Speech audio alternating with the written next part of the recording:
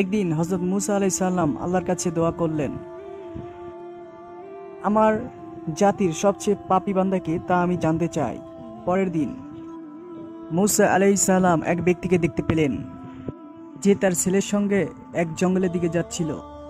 এরপর মুসা তার আল্লাহকে বললেন, আমার জাতির পবিত্র বান্দাকে তাও আমি দেখতে চাই। সন্ধ্যার দিকে ওই বান্দাকেই মুসা আলাইহিস সালাম দেখতে পেলেন। হযরত মুসা আলাইহিস সালাম অবাক হয়ে গেলেন, এইটা কি? হযরত মুসা আলাইহিস সালাম অবাক হয়ে গেলেন, এইটা কি? আল্লাহ তাআলা বলেন, ওই লোকের ছেলে তার বাবাকে প্রশ্ন করেছিল, বাবা, জঙ্গলের চেয়ে বড় কি? ওই লোকটি উত্তর দিল, পাহাড়। তারপর ছেলেটি জিজ্ঞেস করলো, পাহাড়ের চেয়ে বড় কি? তার বাবা বলল, আকাশ। আকাশের চেয়ে বড় কি? বলল, আমার গুনাহ। তখন ছেলেটি বলল, বাবা, গুনাহর চেয়ে বড় কি? তখন সেই লোকটি বলল, আল্লাহর রহমত।